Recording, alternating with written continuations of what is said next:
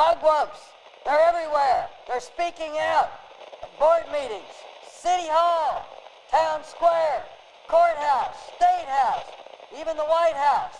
They must be stopped. They are disruptors.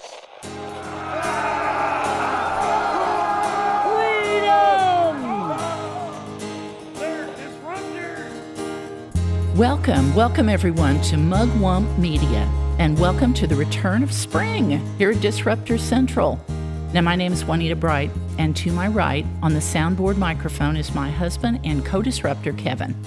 Kevin, are you excited about the prospect of the return of mowing season? Well, here I was looking at all the good things, and you brought up the one bad thing that comes from it. Thank you very much, Juanita. You're welcome, my poor Kevin. Oh my goodness, he wears the funny white mask and everything out there mowing, and he ends up hacking and coughing and scratchy eyes, bless his heart. So he doesn't like mowing season. Now, somehow I knew you would say that. Well, folks, we are so glad that you are joining us today. And if this is your first time joining us on Mugwump Media, and you are totally confused about what a mugwump is, well, I would recommend that you go to our YouTube page and check out episode number 1, entitled, What's a Mugwump? Now, this 18-minute pilot episode gives you the full story of the political backlash that occurred in 1884, when a group of conservative Republicans, who became known as the Mugwumps, rebelled against the corruption that had become rampant in their own party in the 20 years following the Civil War. Now, this group simply could not bring themselves to vote for the corrupt candidate that the Republican Party nominated for the presidential election that year. So instead, they joined forces and backed Grover Cleveland, who they saw as a more fiscally conservative, honest, reform-minded candidate. And he was indeed a Trump-like figure in many ways. Now, Grover Cleveland was indeed elected, and to this day, he is the only American president other than, yes, you know it, Donald J. Trump, to have 2 non-consecutive terms. And I'm telling you, folks, that game-changing pendulum swing that happened in 1884, well, let's just say that it happens periodically throughout our history, if you look. A house cleaning, if you will, an American attitude adjustment. I think that's exactly what's happening in our national government at this time, and I believe that some of the individual state governments are now poised to go through the same house cleaning. And I'm telling you, folks, the state of Missouri's legislative bodies are badly in need of a spring cleaning and a realignment. Now, today, we're continuing our series of interviews with a small group of Missouri House representatives that Senator Mike Moon calls the Brave 10. If you haven't listened to our conversation with Mike, you should definitely check out episode number 3. He's a 12-year veteran lawmaker of both the Missouri House and the Senate. And in our conversation, he described in detail some of the dysfunction that has developed over time in the Missouri House of Representatives. And there's some stuff going on in the Senate too, just saying.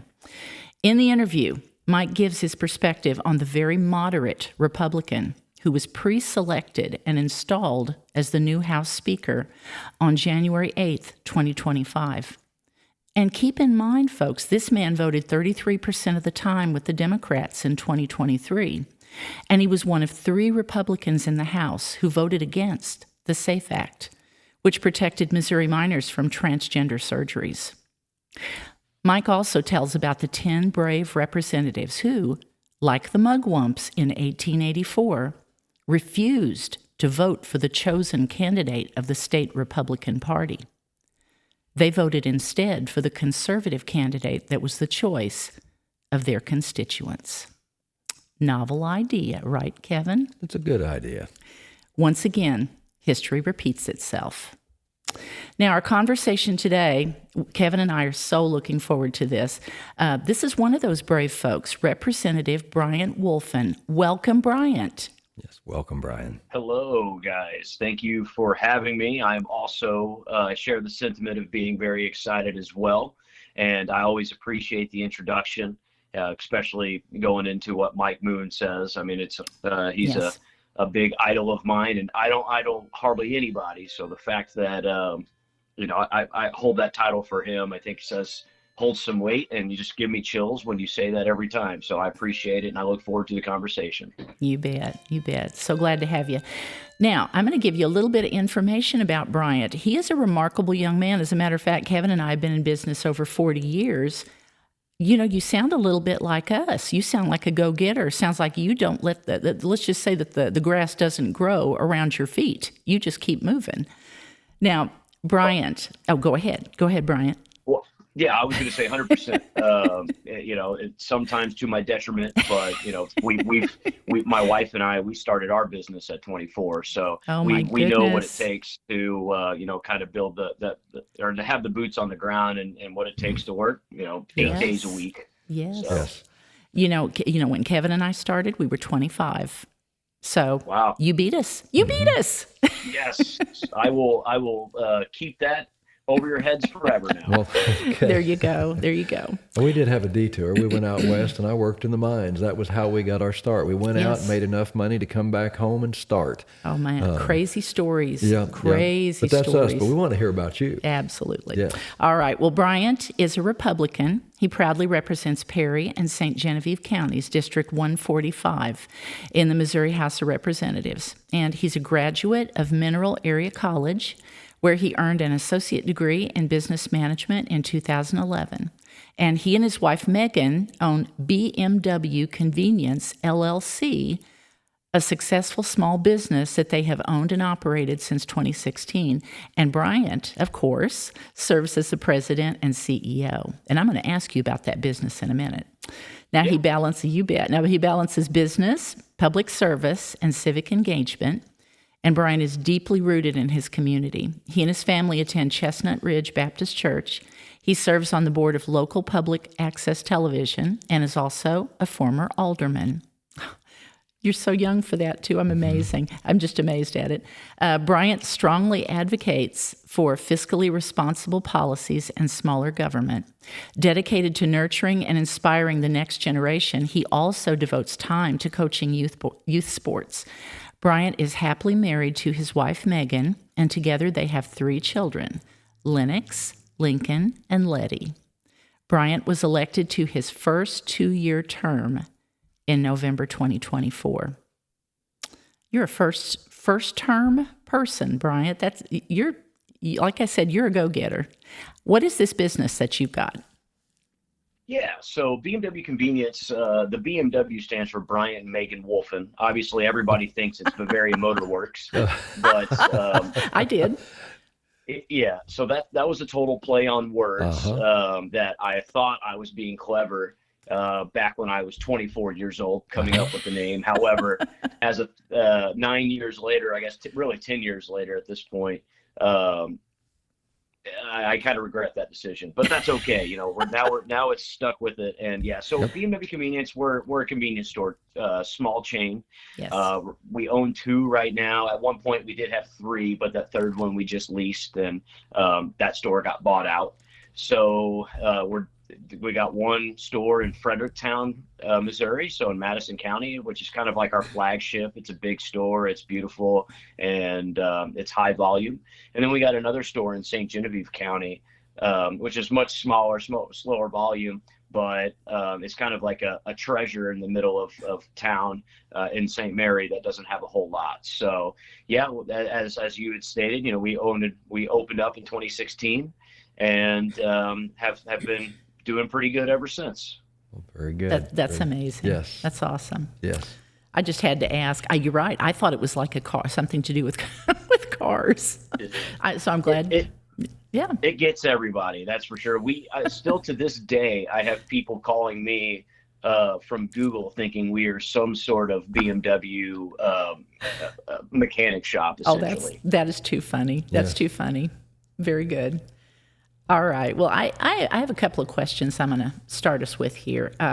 Okay. Kevin and I were at, and I think you've listened to some of our podcasts, so I know that you probably already know some of this, but I heard your name the first day before I heard anybody else's name. You did something amazing on January 8th. I mean, gutsy, really gutsy and bold, and this is one of the things I want you to talk about.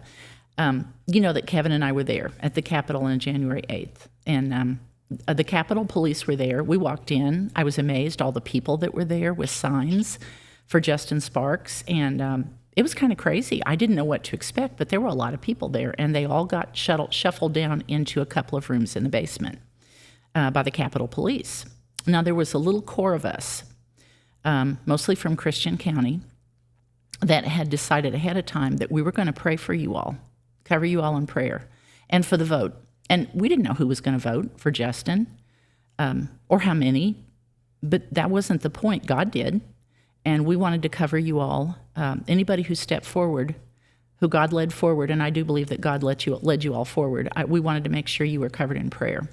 Now, when we were about to pray for you all, one of the people there had just heard from Bert Whaley, that a young first-term representative had agreed to stand up and do the nomination speech for the conservative candidate, Justin Sparks, for anybody who's listening and doesn't know. I was just so moved when he talked about, that you were really young. And like I said, Kevin and I are old youth ministers, and it touched my heart. And I thought, man, first term. And he's standing up and he's doing this. And it's going against what the Republican establishment had told them all they had to do. I was just amazed, and I just was moved to pray for you in particular by name in our circle. And, even, like I said, even though you're not a kid at all, but you're young. And when I heard your speech and saw you on the live feed in the basement, standing up and speaking like you did, I was just moved, and it moved me to tears, which happens to me sometimes, but it really did that day. And I told Kevin, I said, I want to speak to that young man. Yes. I just have to know. I've been waiting all this time. I'm so glad that you got a hold of us and agreed to speak, because I just want to know, how did that happen? Did you volunteer? Well, first of all, thank you for the very kind words. Now looking back at it, I wish I would have not been so nervous, because I messed up on a couple different instances, which maybe to the public didn't notice it as much as someone who practiced that over and over and over again, and yet still, in my opinion, didn't deliver it to 100%. But either way, we got the message across. Yes, you did. And it makes me feel good when you guys say that, because really the whole situation goes above John Patterson and Justin Sparks. It goes, really for the change and the decentralization of that we've been folks like yourself and I have been looking for a long time. So in regards to how that happened, funny story is I didn't volunteer per se, but so what happened was we talked earlier before the podcast about me being really one of the last ones to jump on board with the situation, mainly because I was kind of holding my cards close and didn't want to get persuaded one way or the other. I kind of go in being a lone wolf, if you will, hence my last name.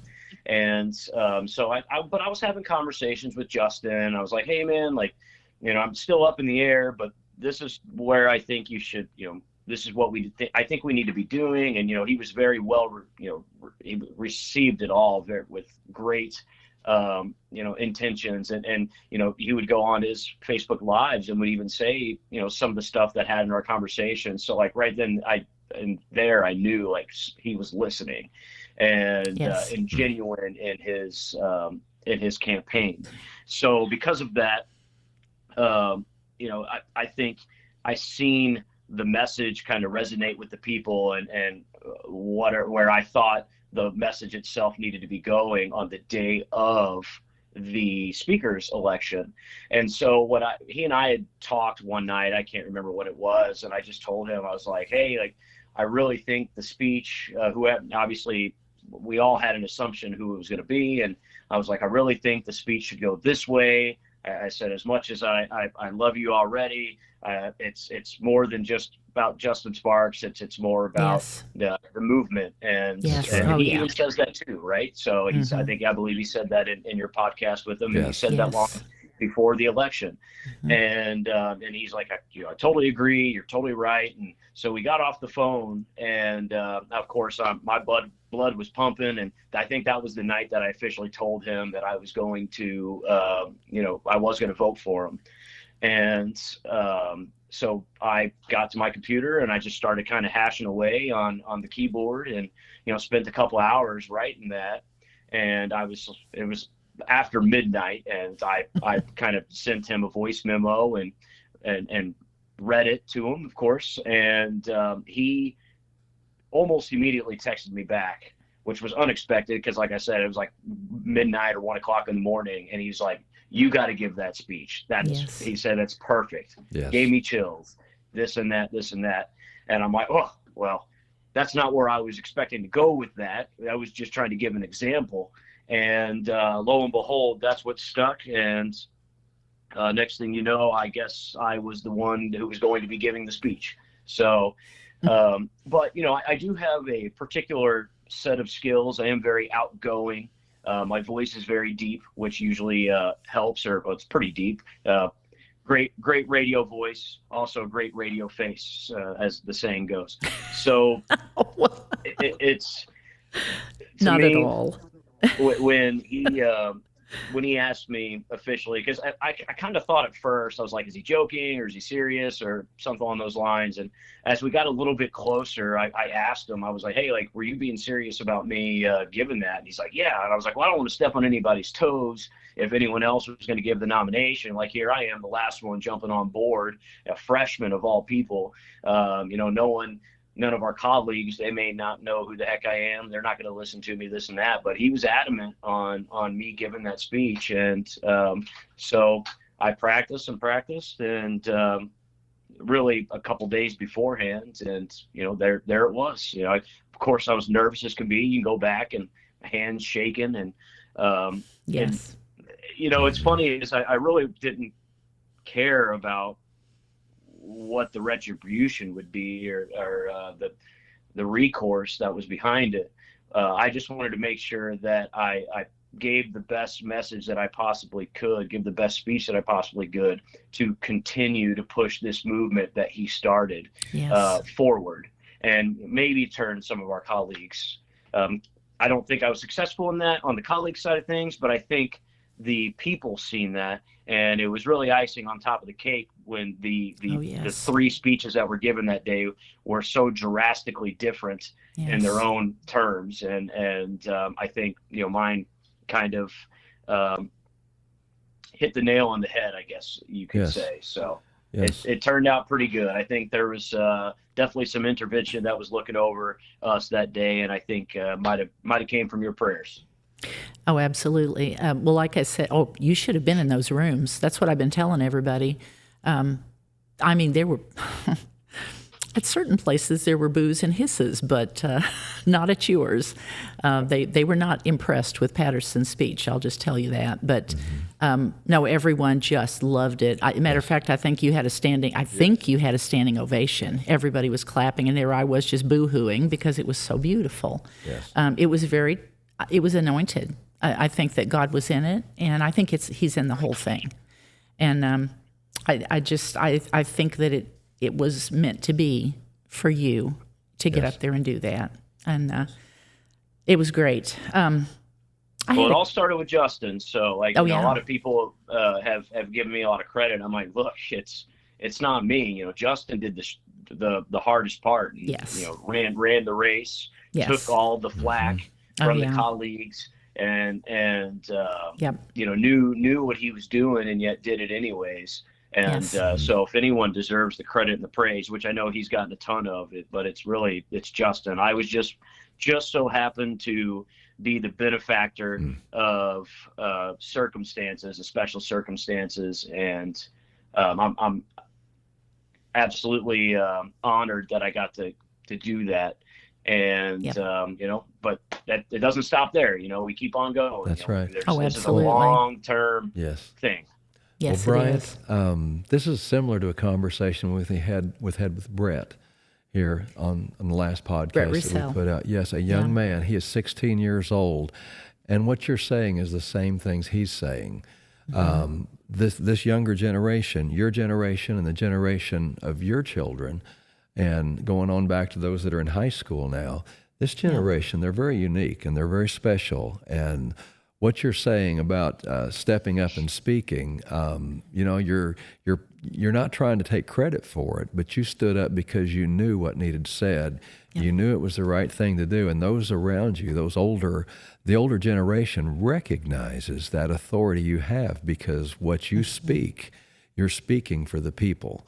Yeah. And God puts us in those positions. And I do firmly believe that speech you gave, that was inspired of God. And regardless if it was the words that you said, it's what's in your heart that made all the difference in the world, because you meant it. Well, and what's neat is all of you had a part in it. All of you. My gosh, Lisa and I hit it off like peas and carrots. She's, of course, we're from the same place too, but such a sweet lady. Man, she's a go-getter too. Mm-hmm. She takes care of business. And the way she thought it all out was very logical. She described thinking it all out. And I got a chance to visit with Keith the other day, and just was so impressed with him too, because he just seems like a very plain-spoken he's a country man, country boy, a farmer. And he said, I don't want, and we're actually going to interview him here in the next few days, but he's going to be stopping in. But he said, I really didn't want to do this, but he said, I figured I needed to. And because we're from that area also. He represents part of Howell County and Shannon County, and, that's where we're from. And Justin, you talked about Justin. Yes, Justin, all of you, I think that all of you contribute. It's like the body of Christ. All of you contribute something to it. I'm a speaker too. I'm a natural speaker also, but I get so nervous. What you talk about, I absolutely identify with that. I get so self-conscious, and my hands shake whenever I get up and speak publicly sometimes, especially. Now, whenever I'm doing the podcast, people can't see me, so it's not quite as crazy. Right. But I understand that, and I think that is a great gift too. Now, as far as Justin, the feeling that I got from him is the part that he contributed. He was literally like the spark that lit the flame, because he was at the tip of the spear. He was the leader that you all were waiting for, and he's a sheepdog. And I told him that on the interview. He's the only one of that group that I could have seen being right there at the tip of the spear, and everyone else fell in behind and did exactly what God had appointed them to do, you included. Yes. I think you were absolutely the one that should have done that speech. Well, I appreciate that. And, I think Justin would probably share this sentiment that I'm going to say is, I really think the other 8 that obviously voted against Patterson are truly the ones that are probably braver than myself and Justin, because they took the vote without like the quote unquote glory, right? So Justin obviously had the following on social media, and everybody was sharing his praises and things along those lines. Yes. And myself, I got to have the opportunity to stand up and, say the speech. And it was really, people like Lisa, or the colleagues like Lisa and Steve and Deanna and Keith and Bert and Dale, even, that really are amazing, are the ones that kind of stood up and took that vote. Without any of the quote unquote glory, if you will. So to me, like I've been saying this from the beginning, that those are the bravest of the brave 10, if you will. And so hopefully, and like I said, I think Justin would share that sentiment. So I think we got a good group. I'm excited. Yes. We talk often, we meet often, we talk about legislation, and you'll even see in our votes. It doesn't mean we agree on everything. But I think the fact that we remain as a coalition and continue to move forward and hopefully build that coalition is, I think, a goal of ours. Yes. Yeah. Yes. Oh, absolutely. Absolutely. I was amazed by the fact that so many of you are first-term freshmen. I just think that's amazing. Now, I was going to ask you a question. Did you go on the bus tour with the other freshman reps? I went on the first week. I did. Okay. I went on the east side of the state basically, as we were still trying to get our businesses in order for us to be able to do this, I needed to kind of stay close to home, just in case. So that way, if there was ever an emergency, my wife could come up and get me, and then Yes. we could go back home. So I went on the first week, but not the second. Yeah. Okay. Because some of them had talked, well, some of them didn't go or couldn't go. Bert literally tore his body up and he couldn't go. And then Lisa said that she had gone. I don't think Lisa didn't go at all, did she? She said that she hadn't made it She was at all. planning on going. There was a funeral. But she had There was a funeral or something. That's right. I can't She remember didn't exactly have to. And I know that some of them didn't go the whole time or didn't go. Did you notice in the week that you were there, did it seem to you, because this is one of the things that Mike Moon talked about. He said they really pour it on hard, pour it on strong, talking about, we're going to go see this place, and, we want to make sure we keep the money coming to this place because look what good it's doing. Did you notice that there was some, I don't know, how do we describe it, maybe a little bit of persuasion? Do you think that there was a little bit of indoctrination? Yeah, the indoctrination tour, I think, as some of us have called it. To be real honest, it wasn't as bad as I thought it was going to be. Okay. Although it to an extent it is, right? So we went to a few different places that obviously get state funding, whether that's universities or some private corporations and stuff like that, or that are to get to take advantage of tax credits and stuff. Right. There's no doubt that that's a part of it, but I didn't personally. Of course, I'm not very easily persuaded from my ideology, so I just kind of went into every place that we went into with a closed mind, if you will, and just like to have I literally went just to, I guess, to conversate with my fellow freshman colleagues and try to kind of shed light on what my ideology is and why I believe it's the right direction we need to go. And we had several good conversations, and it was a good time. But with that being said, I would say there's, like Mizzou, for instance, when we went to Mizzou and the reactor there, like that one, yes, like that one was pretty blatant. They were pretty on the point with making sure that, like, hey, we got to keep funding it for all these reasons. But some of the other places, not so much. Okay. Yeah. Well, that's good. That's good to hear. And like you said, I think you're probably, just from talking to you and reading your bio, you're strong. I think you tend to be more of a person that probably wouldn't be as easily swayed. Reconnaissance missions are pretty good sometimes. It's good to know what's going on out there all around. Well, and it's good to talk to the people that you're going to be working with. Yes. I agree. And I'm going to and that was ultimately my goal behind going, right? Was because originally I didn't intend on going, but it was actually my wife who had said, like, you need to go to at least some of it. And at that point, I was like, we've already established a relationship with some of these guys from freshman orientation, so it'd be good to further those relationships and talk about legislation and have a good time doing it. So my wife was actually the reason why I went, and I'm thankful I did, because it was pretty eye-opening. Good. That's awesome. I'm going to ask you a question that I've asked all the rest of the 10 that we've interviewed. You guys are neat. You have many things in common. The thing that you all have in common is you're very strong in central focus. You're very focused on what you're doing, and you're not one of these people. You guys are you're just not people that are all over the board, or self-focused. You have specific things that are very important to you, and I'll just bet that probably what's important to you, I'm going to hear some of the same things that I heard from the others. What was your motivation that made you go against what you all were being told by the Republican establishment in the House? You were told this guy's never going to win. So, you really, he didn't go around and do the normal circle of talking to everybody, greasing palms, the whole thing. So you just, you need to just get in line and vote the right way. You chose to vote in a way that you thought was right and to vote for your constituents. But that took a lot of strength. So what directed you? What's your North Star? That's what I've been asking everybody.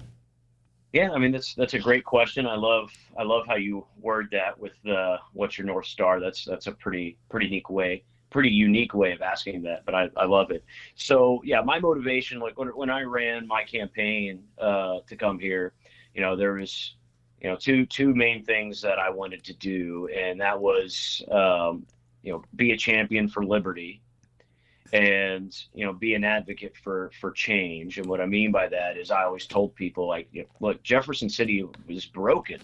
It's not working the way it intended to.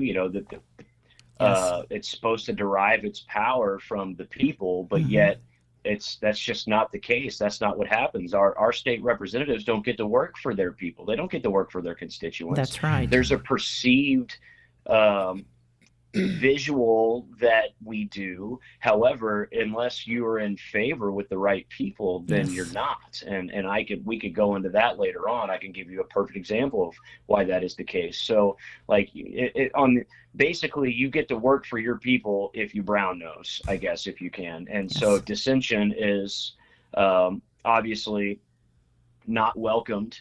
And without dissension, we wouldn't have a country at this point, or at least not a country that we live in today, for better or for worse, wherever we're at. So our founders were dissenters, and that's the way that I kind of look at things. Or I guess if you guys want to call them disruptors, I always say dissenters. Disruptors has been disruptors. That's what Mark Twain used, and since we're from Missouri, I think we got to go ahead and promote that. And not just that. Everybody else, all of Trump's people, everybody's a disruptor. That's what they call them all. Yes. Yeah. Well, I maybe I need to update my vocabulary and start using that. I love it. But no, I mean, that was like, if you want to be a champion for liberty and you want to we have to decentralize power. And one of my things when I was running was we didn't have enough champions for liberty in Jeff City. I would hardly ever hear anybody talk about liberty in general and freedoms and the founding principles, which is the core of my ideology. And so I wanted to go to Jeff City and do that. But, it was a quick realization, especially after I won the primary, heading into the general, which I actually didn't have a general opponent. Everyone's like, hey, now you need to start building relationships. You don't have a general opponent. You have an advantage. You need to do this. You need to meet with this person. You need to talk to this person, yada, yada, yada. And essentially it was all about relationships, which to an extent, like, I agree, that is a part of it, but it's not a relationship in the sense of building a friendship. Yeah. It's a transactional relationship. That's what they mean when they say you need to build relationships. It's transactional. Like, hey, what are you going to do for me? And in return, I will do this for you.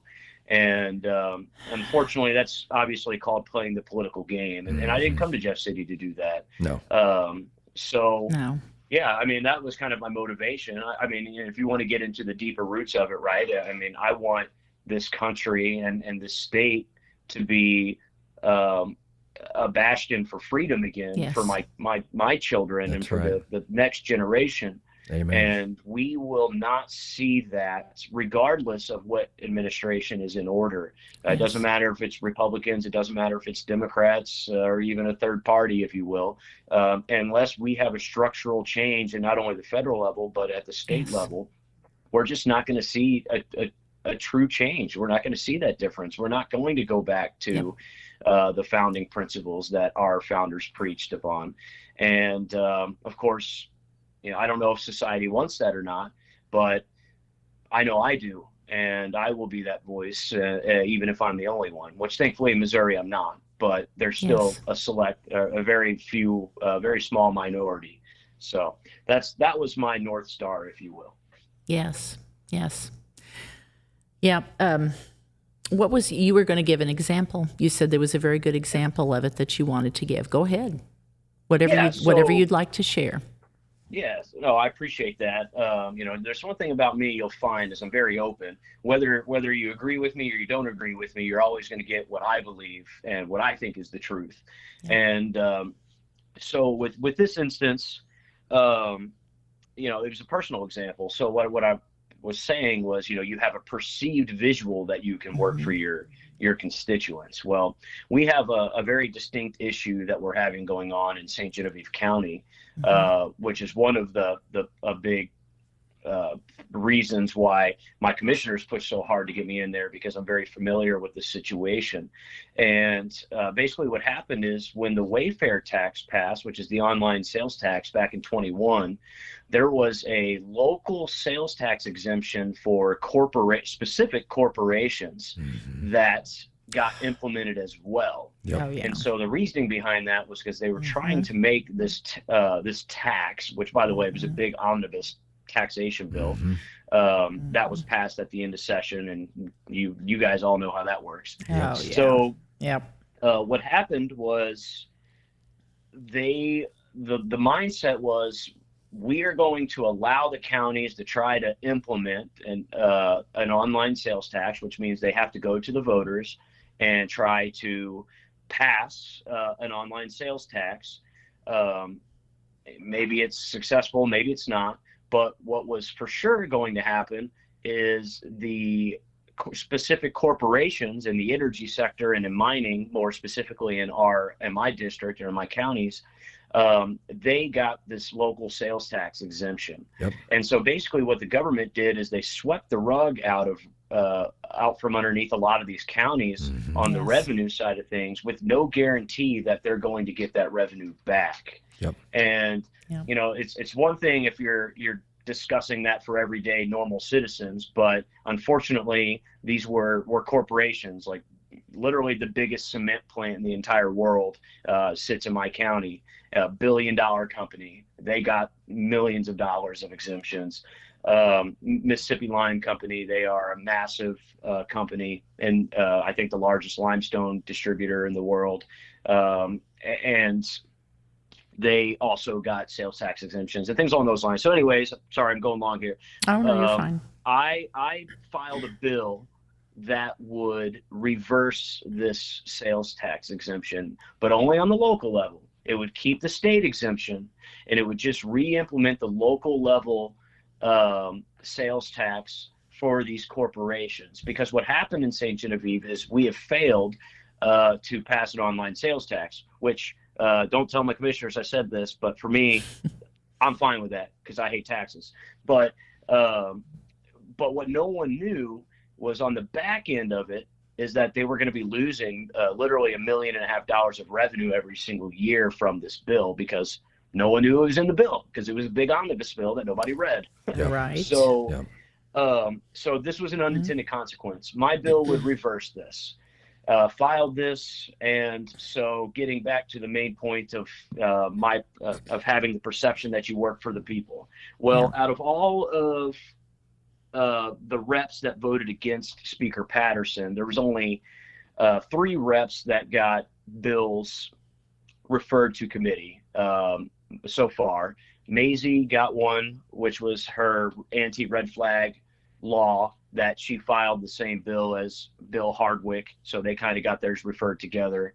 Okay. And then Justin Sparks had some sort of like education resolution, I think, that got referred. And then mine, which was, it's kind of like bill on its own, got referred to a committee that I asked it not to be referred to. So, which I thought was kind of odd. And admittedly, like if you go and look at my legislation, there's kind of like one that sticks out, and it's this bill. Like the rest of it's pretty extreme, like legalizing bare knuckles and enforcing state departments to have to cut rules and get rid of rules, and asking for a constitutional convention. Like, but this one that could be considered a sales tax, or not, could be considered a tax increase, was the one that got referred. So either way, no big deal. It was helping out my county. I'm like, here we go. Asked my commissioners to come testify, and they were on board. So we came in and we pitched it. We did a great job of presenting this bill. My commissioners kind of gave our side of the story. And then, of course, you had about 10 lobbyists come in and speak against the bill after us, with no opportunity of rebuttal, right? Which was frustrating with how the committee was set up. Yep. But that is what it is. it went past. So after that, like, you can kind of read the room. This committee is kind of filled with a lot of economic development folks. Obviously, business is the number one priority, and this can be seen as an anti-business bill. It certainly can be, because it's getting rid of an exemption that currently exists. Whether or not that exemption should be there or not, it doesn't matter to the colleagues. It's whether or not you want to get rid of it. A lot of the colleagues that are on this committee didn't even vote for the first bill that implemented this in the first place. So obviously, to them, they don't want to look anti-business. So you can kind of read the room and see it was going in the wrong direction. Well, something that's totally normal is if a rep doesn't like the direction that the committee hearing went, you can request a postponement on an executive vote. You could request for the bill to die. You can be like, hey, I don't want to vote on this bill because I don't have the votes. It's not going to pass. And 99 times out of 100, they will get that request fulfilled. Well, I requested 3 different times for this bill to be postponed because there was a couple legitimate questions that were brought up in the hearing that I wanted to get answers for, and that I wanted to go to my colleagues and try to discuss and find possible solutions to their questions. And well, unfortunately, I was denied my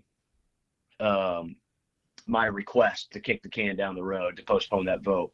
And the reasoning was because the speaker pretty much whipped votes against my bill, and they wanted to have the vote ASAP to not give me the opportunity to further research and make this bill better, perfect this bill, if you will, which you're supposed to do in committee. Right. And well, of course, since I was not afforded that additional time, we came to a vote, and thankfully, Justin Sparks actually got added to that committee that same day. So myself and him were the only 2 yes votes for it, and the bill died in committee. And so, of course, I did get the opportunity to speak out and let my fellow colleagues know exactly what happened. Yes. And let them know that the powers above us, powers outside of the committee, did not want me to postpone the vote, and I was not afforded my time, and basically gave that spiel. And I kind of opened up the eyes of some of my fellow colleagues that thought that was absurd. Even though they didn't support my bill, they did not appreciate the fact that I was not allowed the time to further research and perfect the bill. So hopefully that was a little bit eye-opening, and kind of helped me out with some relationship status there. But Yes. to kind of like circle this back and tie the bow on it to the whole point of this story is that because I've dissented and because our group has dissented, the only opportunity that I had to really be a voice for our people was by presenting this bill. But the only reason it was ever brought to in the first place is because they knew they could use this bill against me to try and embarrass me. Yes. And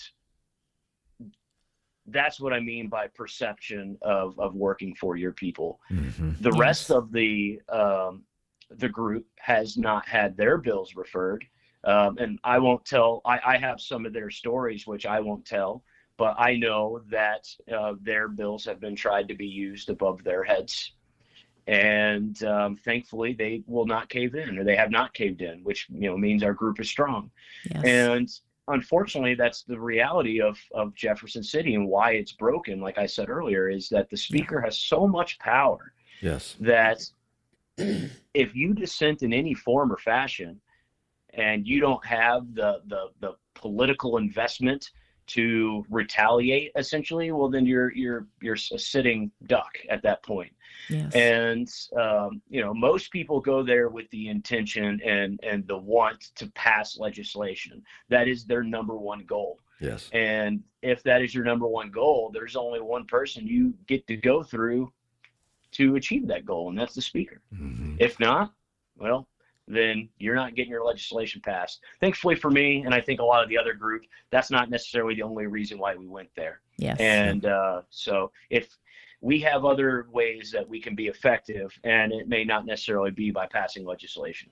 So that's what I meant by that. And my apologies for going so long, but I think the whole context of the story is important. Well, it absolutely. is. And, you know, patience, perseverance to go ahead and try to get clean bills, getting things cleaned up, it's going to take time. You know, as you were talking, I was having visions of, oh, brother, where art thou? The governor's race. And, you know, things just haven't changed a whole lot, have they? Right. There is corruption everywhere. And corruption might be a harsh word, but I don't think it is, because we're obviously the voice of the people. Now, how much of this do you think falls back on us, the people? We need to be more involved, and more, not just the people, but I have a strong conviction that the church, as a church, we need to wake up. And God's people, we have kind of stepped back and we have not participated. And we need to step back out in the town square and start proclaiming the principles of this stuff, because the principles is what's being overlooked. And once you don't have a standard that you're going by and you start negotiating, you wind up with, it's just kind of the Wild West. And whoever has the most power goes ahead and has all the say. The people don't anymore. Well, it's because we've given it up. Yes. And there's nothing more frustrating. And when I was younger, we weren't as involved either. But as we started seeing more, we started getting more involved. And we have people come into our place of business, and I talk to the kids a lot. Like I said, we're old youth ministers, and I love to visit with them. You know, there's a lot of hope in Gen Z. There really is. And the millennials, there's a lot of hope in your generation. And partly, I think, because what you just touched on, you just said that there were people, and I think this is the point with you and with a lot of what's going on with the other ones, with the 10. They're watching these things that are happening. Mm-hmm. You know, they voted for Patterson because they went along with it thinking, well, this is the way it's got to be done. So, you know, I guess to change things, we just got to go along with it. And you guys chose not to. That's right. You did not choose Groundhog Day, because that's what this is Groundhog Day. And it appears that it's happening again.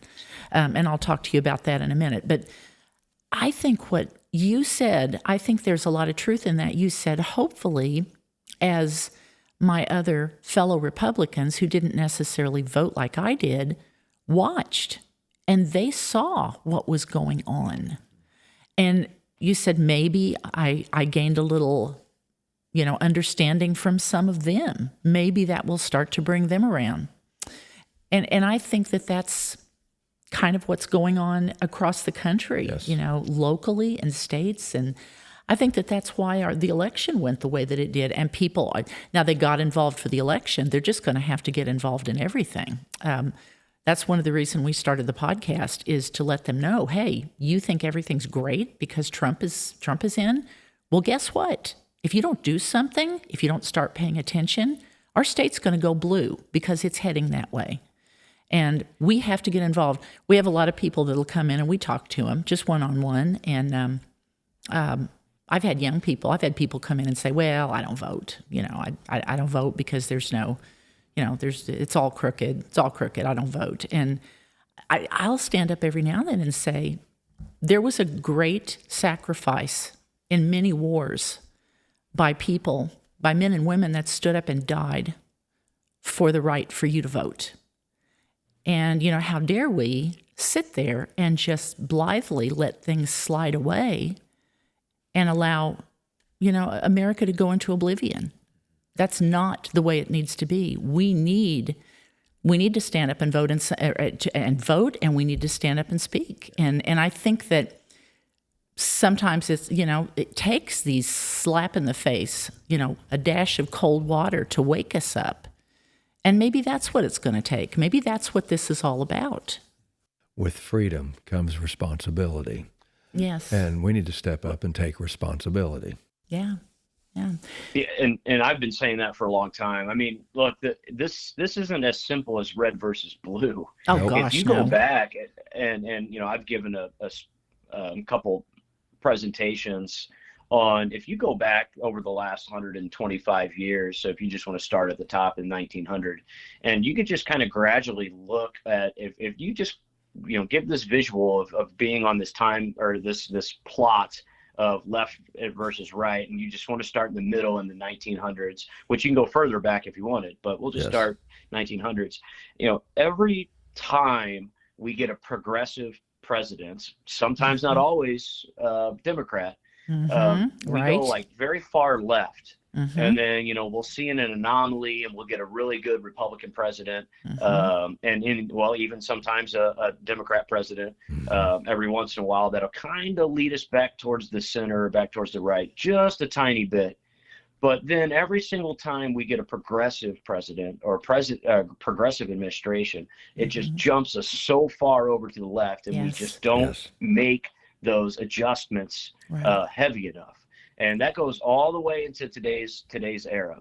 Yeah. So the reason I give that, because we are so far gone from where we should be and where we once were, not only as a nation, but as a society, obviously, and as it's continued to wither away as well. So like, we really need, I know this is kind of cliche to say, but the education side of things, we really need to wake up. I mean, as much as we hate a lot of social media nowadays, YouTube is a wonderful tool. Even AI nowadays is a wonderful tool of being able to go back and research what the founding fathers believed, and referencing letters between the founding fathers, and referencing speeches, and there's certain channels on YouTube that you can just go back and they're still very active, and really learn what was in the mindset of those who created this country. And when you get into that mindset, it becomes less about getting Republicans elected, or it becomes less about beating the Democrats. It becomes more about doing what is principled and what is right. Yes. And, obviously the proper role of government, and following the Constitution and these things, because, we can pass good legislation all day long, but if we don't follow the Constitution to do that, typically there's a lot of bad that gets lumped in there with it. Correct. So I guess long story short, we really need to wake the folks up at the grassroots level, which I know there's a really good movement going on, but we need to expand that. To realize that it's just not about Donald Trump or Joe Biden or Barack Obama or Bush or anything along those lines. There really is kind of a uniparty that goes on. Right. Because the perfect example is that at the federal level in general, things are so out of hand, and spending is so crazy. It just seems like we don't really change that much, even when the Republicans have won. That's right. And here in the state of Missouri, same thing. We have a governor that is seemingly wanting to increase our budget by another million or billion or so, but yet we're trying to pass income tax deductions and trying to pass property tax initiatives and things along those lines, and so like the math doesn't math. No. So at some point we got to buckle down and stop doing what is good to get elected, but start doing what is right. And I've said this for a long time. And it is easy for me to say this because I am in a very safe Republican district, but we need to stop worrying about keeping 111 seats, and we need to start doing what is right. That's right. And, perfect example is like the Prop A proposition with minimum wage and the mandates for sick paid leave. Like, I have a bill that would have completely got rid of the Prop A altogether. And unfortunately, we compromised and settled in the middle of the paid sick leave and just getting rid of that, because we weren't willing to do what was right and step up and essentially tell the folks that direct democracy is two wolves and a sheep. That's right. Determining what's going to be for dinner. And obviously, in this instance, the small businesses, what was for dinner. And, rather than compromising in the middle, we are sent to Jeff City to do what is right. Yes. And what is right should have been repealing the whole thing. And I'll stand on that. I don't care if it gets me unelected or anything along those lines. Like the founders obviously didn't believe in direct democracy. That's right. Direct democracy is tyranny over the minorities. It's mob rule. And we continue to see that, but yet Yep. we're going in the wrong direction, because you go back to the speaker's speech of the day of, and I think he quoted democracy on 3 different occasions. That's a scary Yes, he thought. did. Yes, he did. Yep. Yep. No, I took note of that. I sure did. Calvin Coolidge, are you familiar with the speech he made on taxes? You went back to the 1900s. Well, he is one of my favorite presidents, of Very course. good. Very Of course good. he is. Yes. You know, we should. Man, what is the? Why am I drawing a blank? Of course, I would when I'm put on the spot. We should let Americans work less for the government, more for themselves. That's That's one of my right. favorite sayings. Yes. I was going to ask you. You guys have been there for almost 2.5 months now. A little over 2, around 2.5 months. And one of the things that was said by the speaker, he was trying to, of course, ingratiate himself with everyone. He knew that there were a lot of people who were not happy. But one of the things that he said was that IP reform and the fix for Amendment 3 was going to be top priorities. And we've been watching in the pipeline. I know that they have now a fix. I talked to Bert a little bit the other day, and he said that, and I don't know what the number and name of it is, but he thinks that it's going to pass. And it makes me sad, because what it is basically no exceptions for rape or incest or children who maybe are not genetically perfect. That's. Did you watch the speech that Mike Moon did with Rebecca, the lady that was that was born out of rape? Unfortunately, I did not get a chance to watch that. No, Yeah. but I did get an opportunity to meet her briefly, and she's got a very powerful story. She does. And but I did not get a chance to watch that. Yeah, but that appears to be what they're serving up as the fix. And I don't know. Bert said he thinks that it'll pass. Now who knows what will happen in the Senate. What about IP reform? Have you heard anything? Where's it at? Well, I'm told it's still a priority. As far as that goes, that's all I've really heard. I know there's a few of us that have different IP reform bills out there. I actually have one too. It's not a concurrent majority, but it's actually just a majority of counties votes. So yes, it actually it would, going back and looking at all the different propositions and initiatives, it would still be very difficult to amend the Constitution with my proposal. But either way, that's not going to go anywhere, so I don't want to spend any time on it. We were told that when we get back from spring break, the Amendment 3 fix will be at the top of the priority list. But of course, we were told coming in that was the number one priority. Now, right. I understand there has to be some strategizing and some figuring out what we got to do. But I mean, gosh dang, I don't think 2.5 months is how long it should take, especially in a building where we've repeatedly heard that, if we don't get stuff passed before spring break, that is probably going to be dead. But yeah, for some reason, for these, that doesn't seem to be they don't seem to have the same mentality. So it sounds like for Amendment 3, I think HJR 54, I think which is Stennett's bill, I think is going to be the one they run with over here. I don't know about the Senate version. It would be great if it was Mike Moon's version. I think it's SJR 8 or something like that, but I don't know where that's going. In regards to, once again, getting back to IP reform, I don't know. I mean, just being honest, I don't know. We're told it's a priority, but we're not seeing it. I'm not seeing it. I can't speak for anyone else, of course. Well, you're not the only one that said they're not seeing it. So, yeah, I'm not real impressed with the speaker at this point, but I guess we'll see, won't we? Kevin, did you have something to say? That makes the three of us, if you will. And, right. I think, well, I'll let Kevin go ahead.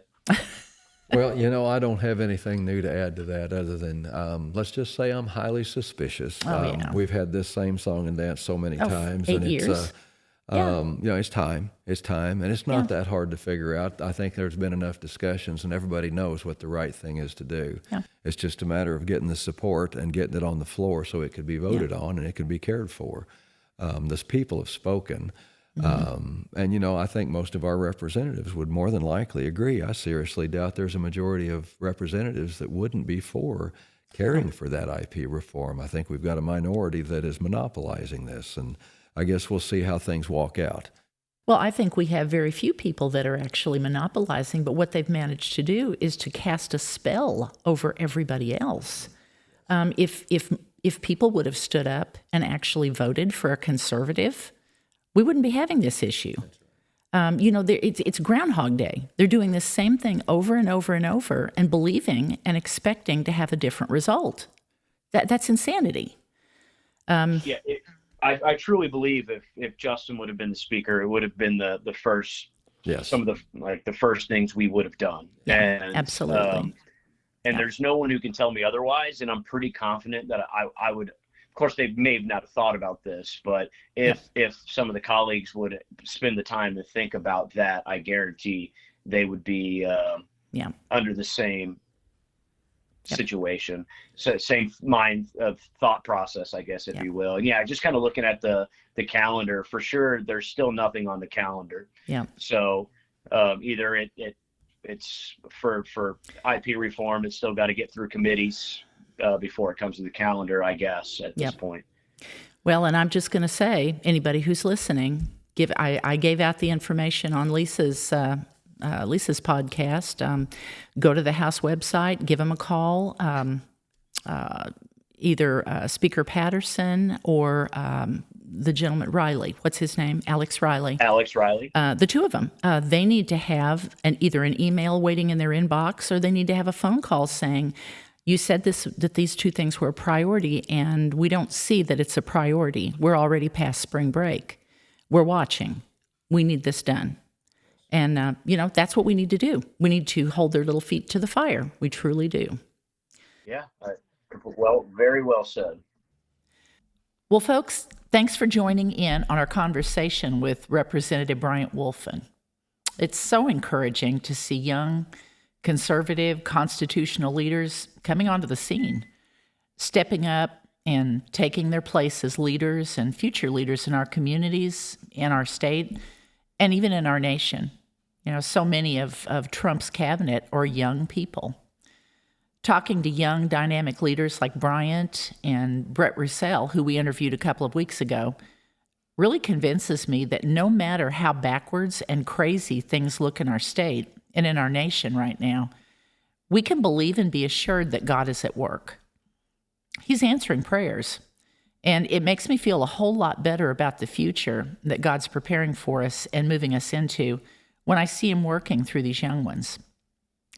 And just as an update, as we close this episode of Mugwump Media on Friday, March 28th, since this conversation with Bryant Wolfin was recorded over spring break, as of yesterday in the House, it appears that there has been some movement in IP reform that has come out of the House, and some movement in the reversal of some of the damage done by the passage of Amendment 3.